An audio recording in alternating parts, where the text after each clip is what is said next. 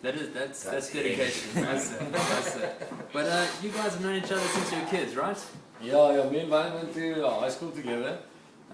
He was like the evil metalhead when I got into high school in standard 6. He was standard 8. But even before that, I mean, Franco's dad was the dominee in our Dutch Reformed Church in La Rochelle, Belleville. So, I mean, ever since I've been going to church, Franco's been sitting 2 years younger than me, opposite side, next to his family. So we've known each other for a long time.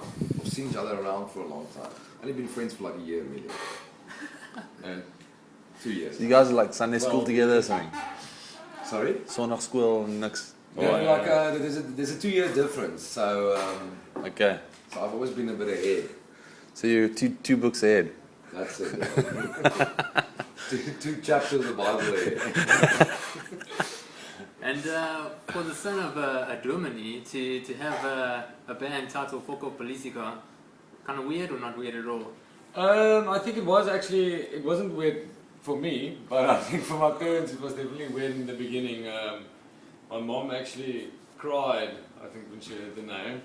For real, huh? Yeah. But you know, I think like through the years I kind of got used to it, and I think my mom can even say the name these days. Not my dad, but my mom.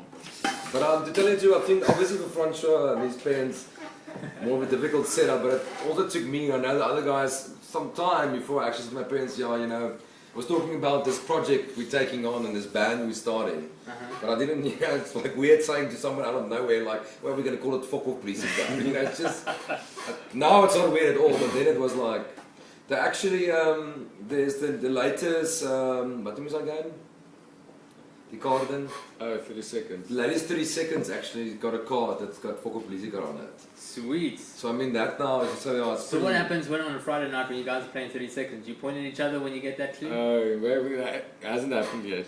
I haven't bought it yet. We do have some international guests listening from Canada. There was a band that we featured not too long ago. So they're probably sitting there wondering, what does Foko Politica mean? Do you want to tell them? It sounds kind of lame in English. It's always when we have to translate it and say "Foko, fuck off, police car." I don't know if it has the same quality. It's basically sure fuck off police car while we're trying to rehearse, right? I mean, that's what it is, or what? I guess, or while we're trying to get stoned. Or trying to buy drugs or whatever. Now, what bands were you guys in together? You've been in quite a few bands together before football came along and in Bangkok. Yeah, actually Francois was, like our history is playing together actually goes quite a few years back when he was, I think he was turning 16 and I was turning 18. I mean that's a good like, I don't know, 14 years ago or whatever.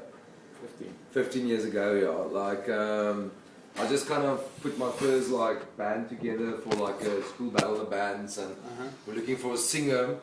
And that December holiday, school holidays before that year, I put the project together. Like I met him somewhere on the coast, and I was playing acoustic, and he was singing with or whatever. So then that was the first time we played together, and then after that experience, I got fired after the first show of that band, of course. Why? Ach, I couldn't sing. He could sing, but he couldn't dance for shit. No, I can't remember why. Like it was just some. I mean, he was 15 years old. Who the fuck wants a 15-year-old singer? So you can have your own friend that's like the same age as you are. And then, then the two of us were actually like reborn Christians at some stage, and we played together in a few groups in that kind of vibe. And then we started kind of a punk rock project that turned into a guy called Gerald, that turned into a band called New Inside.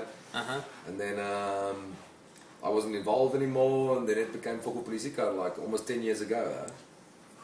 It's gone so quickly, eh? Yeah, no, it's actually whack. Like, still feels like we're the young guys on the scene, but we're actually the fucking old buddies.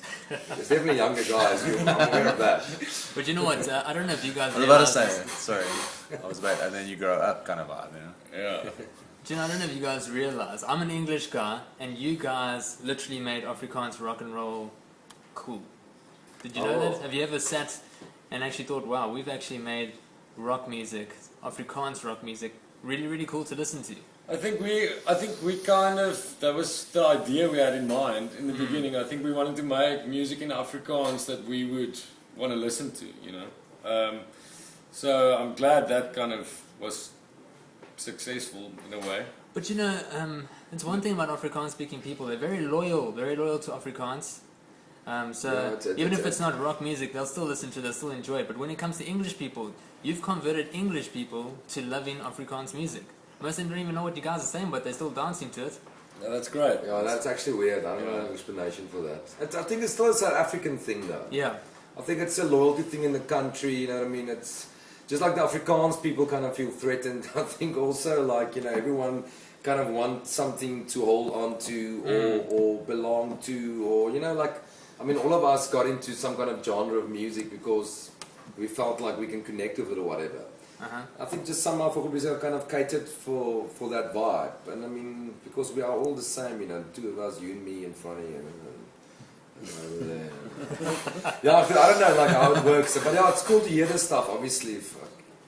But, you know, I mean, you guys are talking about it, but I think in South African music, I would say you guys, even though you might have been youngsters getting into music, digging music, wanting to write music, play rock and roll, etc., you're probably one of the very few band, if only the only band in South Africa that went again or had to deal with some serious controversial issues, you know. Yeah.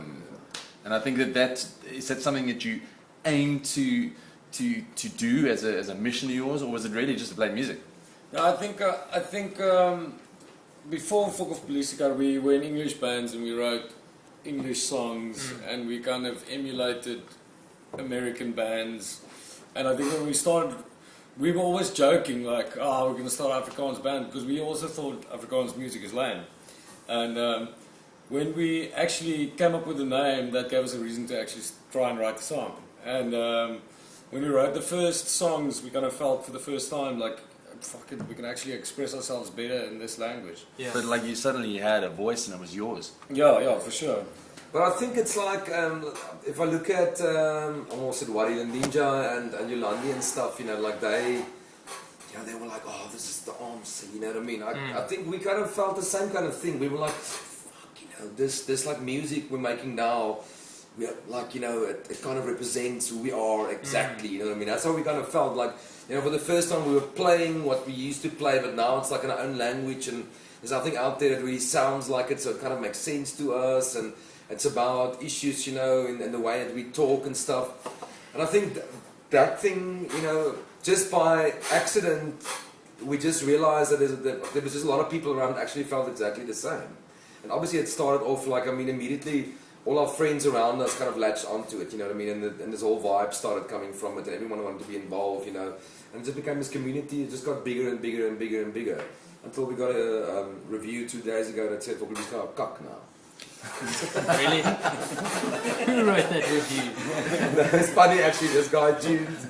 Mag jy dit gelees? Wat sê Yeah, it's something about like we are... It used to be so cool to come to the gigs, but now it's all changed. But like we're like bringing back like Christian nationalism because it's some kind of new Afrikaner pride, or I don't know, bullshit. But then he ends the article saying, is daai wat gesê het van die I'm not sure of it's him, but yeah, then the article ends, like his band opened for Kobeska and they didn't want to give him a bar tab.